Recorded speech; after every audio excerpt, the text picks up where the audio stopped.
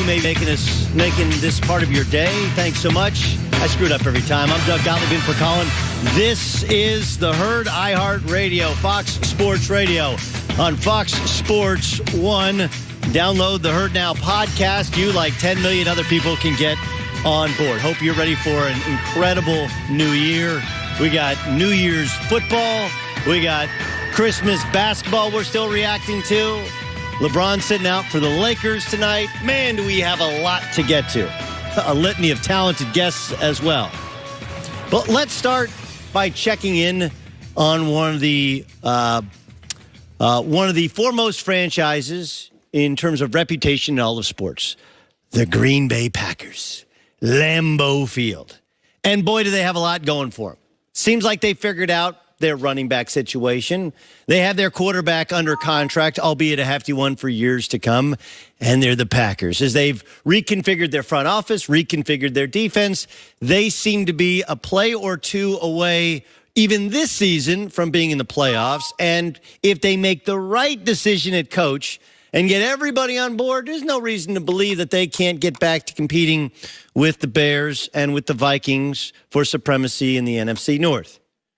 So the big question has been, who can be the guy who commands the respect of the locker room, more importantly, the respect of number 12, all while authoring the next chapter in the Packers' legacy? Who could be that guy? And we're beginning to get a sense that the Packers believe that in order to do this job, you have to have done this job before. It's not crazy to think, right? That, hey, we want a guy with head coaching experience. Because in order to walk in front of a room of 53 men who have families and contracts to worry about and get them on board, we don't want some guy who just came out of college. We don't want some coordinator who's never done it before. We're watching what's happened in Detroit. That's messy, right? We watched even guys that haven't called plays before call plays in Minnesota. That's messy. Aaron Rodgers threw out some modest support of Joe Philbin going back to Sunday. That's interesting. So look, Joe Philbin's been a head coach before in Miami. And then the news came out that Jim Caldwell, former head coach twice over. All right, look, he was head coach with Peyton Manning in the Colts, and that seemed to work out. It didn't work out as well with Detroit, but Detroit seemed better off with him than they did with Matt Patricia. There's a guy who commands respect. There's a certain amount of elegance with how he carries himself, right? He's not a fire and brimstone guy, but he's also not asleep at the wheel. Like, I don't think Jim Caldwell is the best candidate in the world, but you can do a whole lot worse than Jim Caldwell, considering, hey man, he did in fact coach the great Peyton Manning. He managed that ego, that situation, without stepping on landmines. All right. Well, who else did they call? Wait, who? Excuse me? Chuck Pagano? Listen, I get Chuck Pagano was a great defensive mind. Did get the job amidst a bunch of hope with the Colts. And remember, the Colts, the thought was, hey, we've gone offense. Let's take a tip from that Ravens defense, right? Because the Ravens defensive family has given us Marvin Lewis, ups and downs. It's given us Rex Ryan. It's given us Mike Pettin, who, of course, is part of the Green Bay Packers staff as their defensive coordinator, and it's given us Chuck Pagano. The problem with hiring Pagano, well, there's two problems. Like, look, Chuck Pagano had Chuck Strong. He was unfortunately, really sadly stricken by cancer early in his coaching career with the Indianapolis Colts. And because of that, like, let's just kind of call it like it is. You can't, and it's like in the NFL, the lie is you never lose your job to injury, but no one ever loses their job to cancer, right? Bruce Arians, no matter how good a job he did, it's not like you're going to go like, hey, Chuck, we know you were out with cancer and fighting for your life, but we can't give you your job back. The problem with Chuck Pagano is there's one play that will live in infamy, right? There's one play that is, however fair, however unfair, and it's mostly unfair. They did go to the AFC Championship game with Andrew Luck. Right? They did have the greatest comeback in the history, statistically, in the history of the AFC playoffs when Chuck Pagano was the head coach. That did, in fact, happen. The problem with Chuck Pagano is everyone remembers this play. You got Griff Whalen ready to take the snap. His snap, and actually Colt Anderson is behind him. And what in the world? Flag is down. The whole right side of the line was not on the line of scrimmage. Offense. This penalty is declined. The result of the play is first down for New England. You got a guy on either side of him. What are you doing here? What was the plan? I don't know. I mean, completely nuts. It was not figuratively. It was literally the worst play call I have ever seen. Okay, one, whatever fake punt they wanted to call wasn't open, right? There was the defense was properly adjusted to it. Two, even if it had worked, it was an illegal formation, so it would have been called back. Three, the Colts had 3 timeouts. They could have simply used one if they didn't like the alignment. None of these 3 things happened. Oh, and if there's a fourth thing, it was against the Patriots, a game that everybody watched, their arch rival or maybe their nemesis for the Colts for a long time when they had Peyton Manning and even when they have Andrew Luck.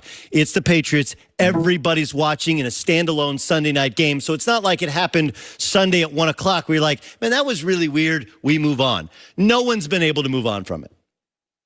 And look, there are other issues to Pagano as head coach as they got progressively worse. Some of it not his fault because he worked for a general manager who traded a 4th overall pick for Trent Richardson. Not all his fault. But man, it's hard to take the Packers seriously when that's the call that you make. I'm not sure if you guys are into viral videos. Some viral videos I think are fakes. Some are real. I feel like this one has to be real because it was shot from somebody else's car behind a Tesla somewhere in what I believe to be Southern California. But I think it's an appropriate parallel or metaphor to what the Packers are caught up in doing. If you're listening to us on the iHeartRadio app or on your Fox Sports Radio app at some point, search this online. There's a video that's gone viral of a woman in Southern California, blonde hair back in some sort of bun, wearing a skirt, some sort of fake leather jacket, and she pulls up at a gas station with a Tesla. And for 3 minutes and change, she attempts to look for the gas tank for the Tesla. She walks around, she pops the trunk, she looks in, then finally she opens up the charging dock and attempts to put gas into the charging dock. At some point, a gentleman comes over and informs her that that's an electric car. There is, in fact, no gas tank. Right? I'm sorry, it's a time sucker. You're going to send it to all your friends. You're going to tweet it and retweet it. It's become viral already. There are people in all sorts of Malaysian countries that are laughing at us because this is how they view all Americans. This is how I view the Green Bay Packers. Right? You got a Tesla. You got a really expensive, at times touchy, luxury automobile. You have Aaron Rodgers, right? Aaron Rodgers is a little bit quirky, a little bit touchy, a little bit sensitive, takes things personally, carries a chip on his shoulder, knows he can't ever seemingly fight the Favre thing, even though in many ways he's a much more efficient, smarter, better quarterback than Brett Favre. Okay? That said, he's a Tesla. He's a luxury item. And you're walking around trying to put Chuck Pagano in the gas tank. Right? You're sitting there and you're like, hey, any head coaching experience? This is the thing about when you're hiring. If you're only looking for somebody with experience, what if it's really bad experience? What if you were really bad at the job? Like Chuck Pagano's teams got worse, not better. Chuck Pagano teams at times seem to perform well in spite of, not because of him. When Bruce Arians coached the team, they were better offensively. They made better decisions. And so even though Chuck Pagano has that check mark for experience, the signal you send out to the rest of the league is, dude, you don't even care if you were a good coach as long as you've been a head coach before. All of America is rolling their eyes and cackling at the idea of Pagano because he's buddies with Pettine getting an interview. Hey, you got to give my guy an interview. No, No, we don't. Jim Caldwell, legit candidate. Joe Philbin, legit candidate because, look, he was with the Packers before as offensive coordinator. He obviously has a relationship with Aaron Rodgers. There's trust there. And though it didn't work out in Miami, all right, it didn't work out in Miami. Miami hasn't worked out for a million different coaches, seemingly since Don Shula retired. But that viral video looks a lot like the Green Bay Packers right now. Where does this thing go? Where's this thing go? Why can't I find where the gas goes? Because Chuck Pagano doesn't go into a Tesla. He just doesn't. Coming up next, Baker Mayfield can get away with this act for one main reason. I'll tell you why next. I'm Doug Gottlieb. This is The Herd.